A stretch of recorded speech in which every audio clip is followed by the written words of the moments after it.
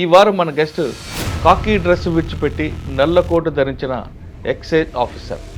పేరు చల్లా వివేకానంద గారు, retired deputy commissioner excise, Hyderabad city.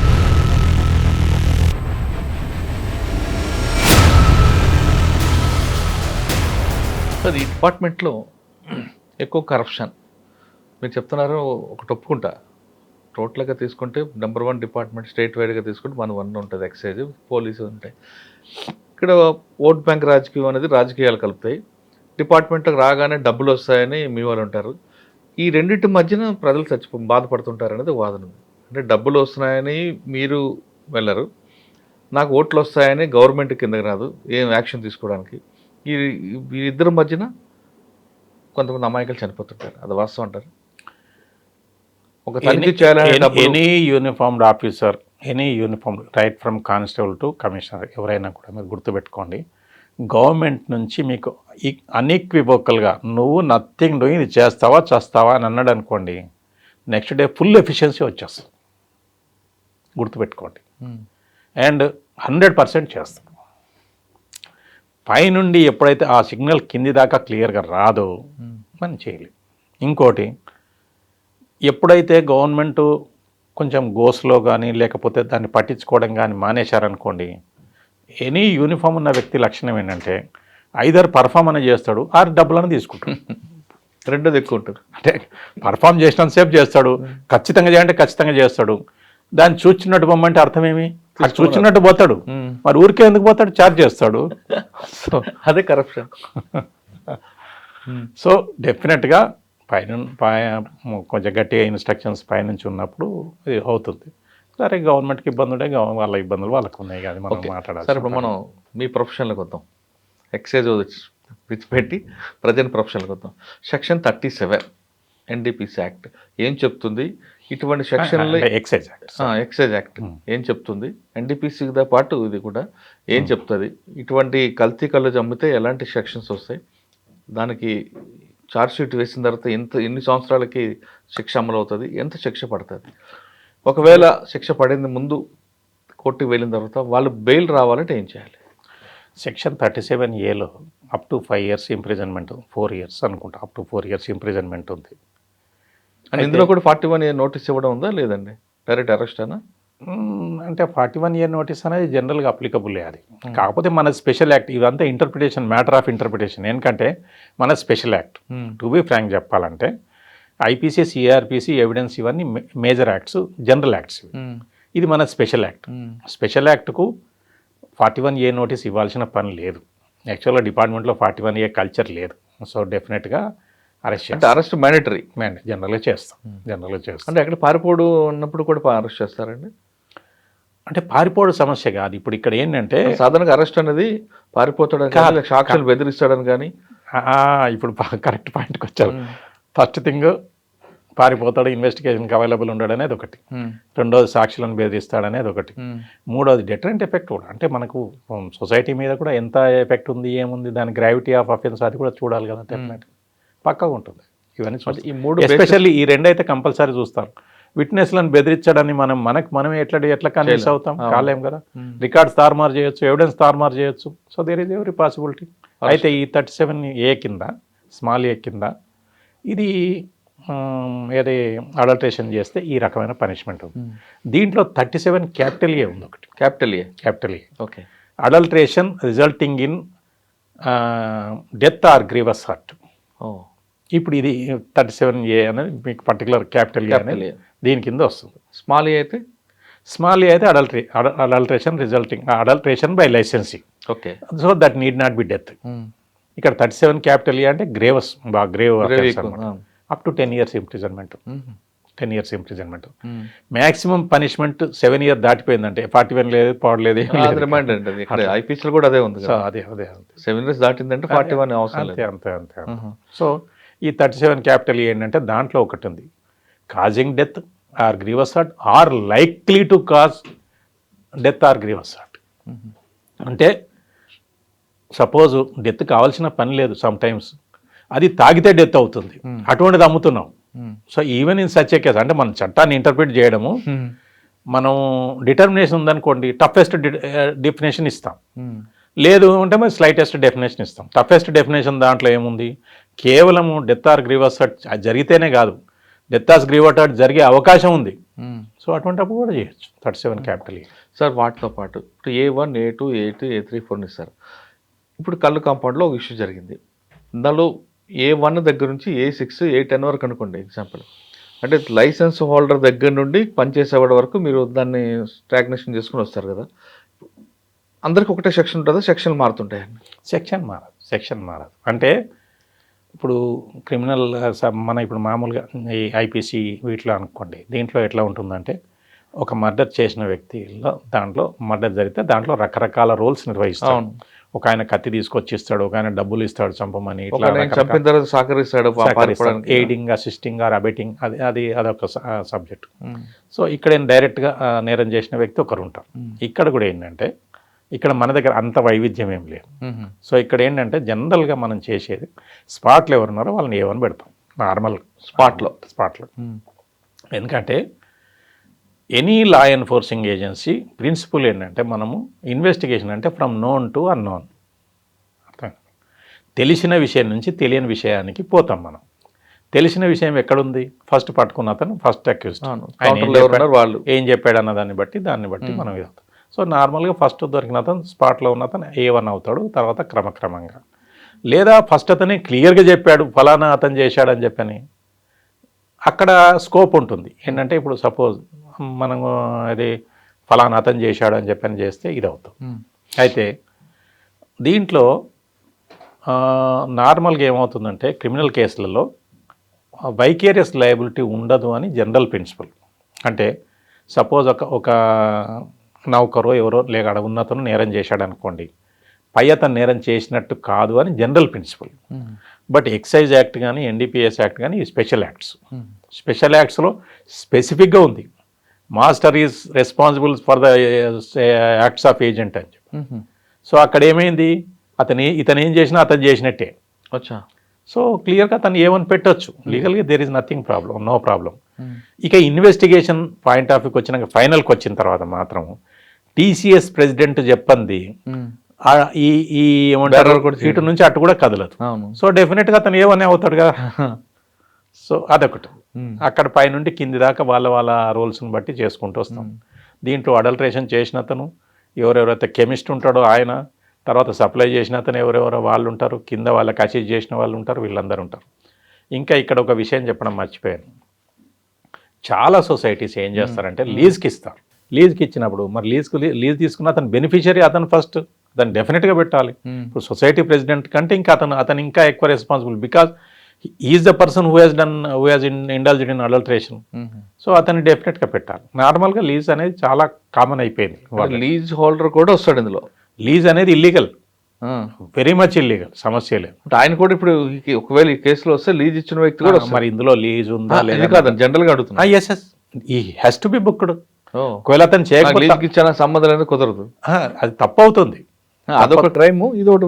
అసలు నువ్వు లీజ్కి ఇవ్వడమే తప్పు. అదే రెండు అవుతాయి. నార్మల్గా లీజ్కి ఇచ్చిన వాళ్ళను కొంచెం ప్రెషర్ ఉంటుంది, ఒక్కోసారి పెట్టనివ్వరు, చేయరు, ఇవన్నీ రకరకాలుగా ఉంటాయి. బట్ డెఫినెట్గా ఇన్ ప్రిన్సిపల్ అయితే ఖచ్చితంగా లీజ్ తీసుకున్న వాళ్ళు ఫస్ట్ పెట్టాలి, తర్వాత వీళ్ళు వస్తారు. సార్ ఇప్పుడు 37A స్మాల్ ఏకి క్యాపిటల్ ఏకి డిఫరెన్స్ ఉంది. ఒక్కోసారి మీరు చెక్కింగ్కి వెళ్ళారు అనుకోండి, అక్కడ నీట్నెస్ ఉండదండి. ఫస్ట్ ఆఫ్ ఆల్ ఈగలు ముగ్గి అంత చెత్త కనిపిస్తారు. అప్పుడు కూడా సెక్షన్ పెడతారా, లేదు వార్నింగ్ ఇచ్చి వచ్చేస్తారా? లేదు, దానికి ఉన్నాయి లేండి. టాడీ ఇప్పుడు IML షాప్స్కి ఉన్నట్టే వీటికి కూడా రూల్స్ ఉన్నాయి. ఇప్పుడు సపోజు వాళ్ళు దానికి టాడీ షాప్కి సంబంధించిన అకౌంట్స్ మెయింటైన్ చేయకపోయినా, ఇది మెయింటైన్ చేయకపోయినా, లేకపోతే ఏమంటే ఇది మనకు నీట్నెస్ లేకపోయినా, ఇవేమి లేకపోయినా, తర్వాత ఎక్స్ప్లెయిన్ చేయలేని సబ్స్టాన్సెస్ ఏమన్నా అందులో దొరికినా, అంటే మన సపోజ్ దొరుకుతాయి కొన్ని, ఇప్పుడు మీరు చెప్పినట్టే అటువంటి సబ్స్టాన్సెస్ ఏమైనా దొరికినా, వీటన్నిటికీ టెక్నికల్ అఫెన్సెస్, మామూలు 1000 రూపాయలు 1000 అట్లా ఫైన్. టాడీ షాప్స్ మీద చాలా తక్కువ ఫైన్స్ ఉంటాయి. అది నామినల్. అక్కడే అమ్ముతుంటారు, అక్కడే తింటుంటారు, అక్కడే పడిపోతుంటారు కదండి. Consumption is allowed. Consumption is very much allowed. Consumption allowed. తర్వాత ఇవన్నీ మిగతా బజ్జీలు గిజ్జీలు అవన్నీ కూడా స్పెసిఫిక్ ప్రొవిజన్ ఇక్కడ ప్రొహిబిషన్ లేదు. అంటే వైన్ షాప్ లాగా లేదు. వైన్ షాప్లో మీకు స్పెసిఫిక్ ప్రొవిజన్ ఉంది, ఆ ప్రొహిబిషన్ ఉంది, ఇక్కడ లేదు. సో అది చేసుకుంటాం. అంటే మనకి టాడీ షాప్స్ రూల్స్ అన్ని చాలా లిబరల్గా పెట్టారు. ఎందుకంటే ఆ కాలంలో వాళ్ళు 1968లో యాక్ట్ తయారు చేసినప్పుడు there was no concept of adulteration. కాబట్టి ట్యాపర్స్ విషయంలో వాళ్ళు చాలా అంటే ఒక హ్యూమానిటేరియన్ యాంగిల్, నిజానికి అది రైట్ఫుల్ యాంగిల్ కూడా అట్లా తీసుకొని మనం ఎంత తక్కువ రెస్ట్రిక్షన్స్ ఉంటే అంత మంచిది అన్నట్టుగా పెట్టారు. బట్ క్రమక్రమంగా అది ఎక్కువైపోయింది. ఓకే సార్, 37A క్యాపిటల్ ఏలో అరెస్ట్ అయితే 10 సంవత్సరాలు జైలు శిక్ష. ఆ వ్యక్తికి బెయిల్ రావాలంటే ఇప్పుడు ఏమవుతుందంటే ఫస్ట్ అయితే జనరల్గా నార్మల్గా నాన్ అవైలబుల్ అఫెన్స్ ఏదైనా కూడా మీకు పబ్లిక్ ప్రాసిక్యూటర్ ఏం చెప్తాడో వినాలి compulsory. Public prosecutor, assistant public prosecutor ఏం చెప్తాడో వినాలి, విన్నాకనే బెయిల్ ఇవ్వాలి, అదర్వైజ్ బెయిల్ ఇవ్వద్దు అని చెప్పని ఉంటుంది. బట్ నార్మల్గా ఏమవుతుందంటే ఇప్పుడు నార్మల్గా 5 వీక్స్ 6 వీక్స్ అట్లా ఉంచుతారు. ఉంచిన తర్వాత మనం రెగ్యులర్గా ఇన్వెస్టిగేటింగ్ ఆఫీసర్ దాన్ని పర్సూ చేయాల్సి ఉంటుంది. ఇది ఇట్లా అవుతుంది. ఇంకోటి ఏంటంటే బాగా తెలివిగా చేయాలంటే ఇప్పుడు ఇందులో ఒక 10 రకాల సాక్ష్యాలు ఒకేసారి దొరుకుతాయి. పోలీసు ఏం చేస్తారంటే 10 రకాల సాక్ష్యాలను ఒకేసారి ప్రొడ్యూస్ చేయరు, 2 ప్రొడ్యూస్ చేస్తారు. చేసి ఈయనని కస్టడీకి అడుగుతారు. ఈయనని కస్టడీకి అడిగి ఇంకొక రెండు సాక్ష్యాలు దొరికినాయి అని చెప్పని అంటాడు. అదైన తర్వాత మళ్ళీ కస్టడీకి అప్లై చేస్తాం. తర్వాత బెయిల్ అపోజ్ చేస్తూ పిటిషన్, కస్టడీ పిటిషన్, ఈ 2 చాలా important to delay the bail. Compulsory delay చేయాలంటే బెయిల్ అపోజ్ పిటిషన్ పెండింగ్లో ఉన్నప్పుడు బెయిల్ ఇవ్వడానికి లేదు.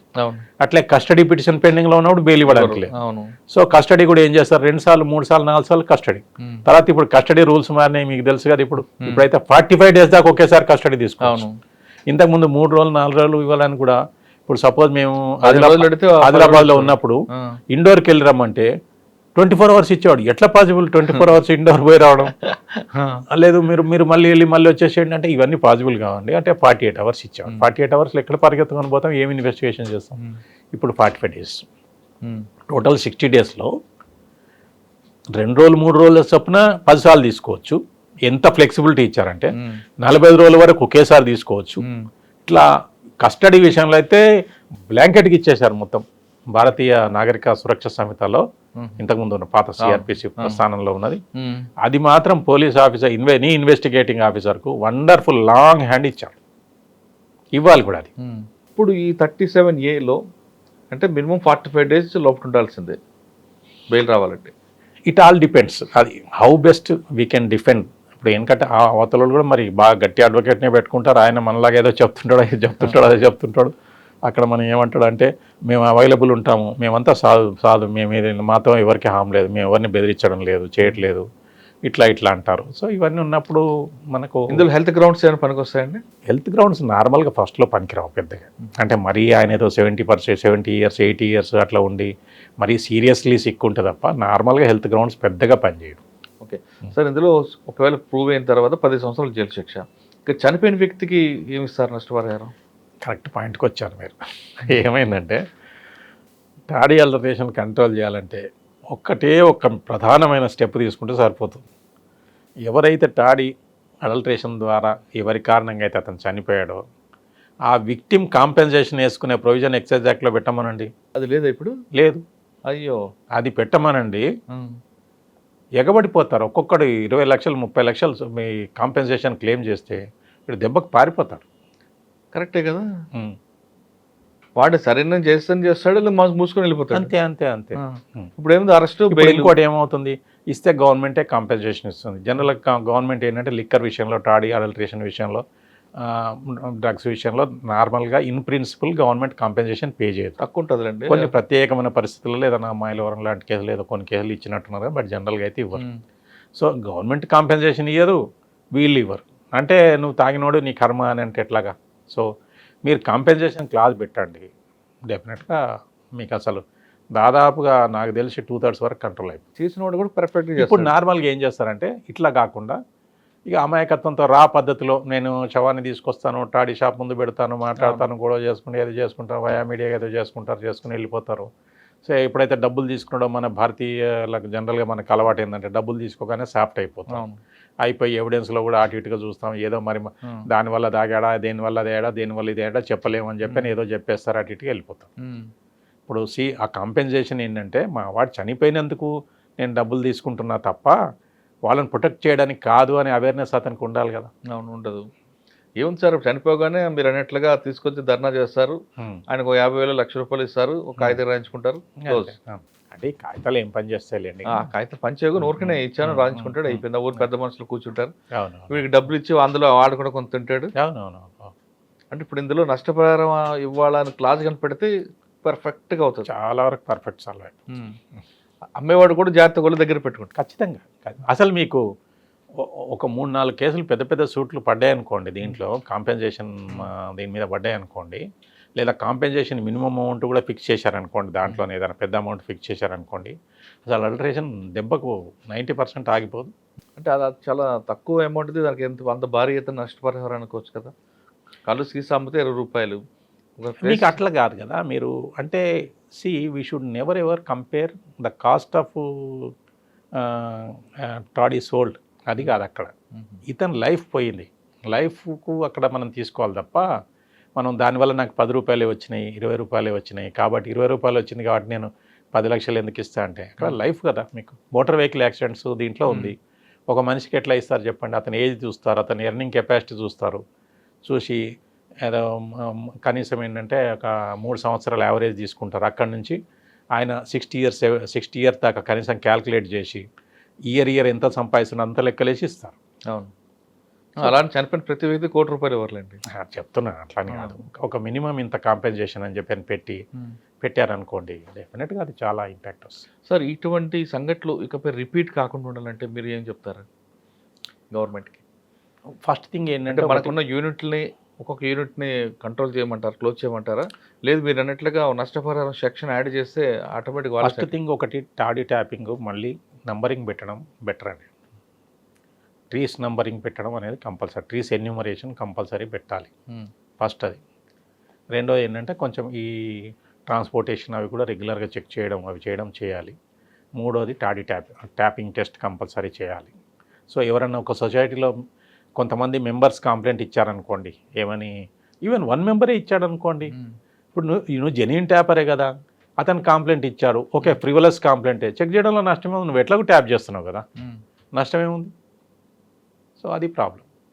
ఓకే, ఈ 3 చేసి చాలంటారా? ఈ 3 చేసి కాంపెన్సేషన్ పెట్టేస్తే చాలు.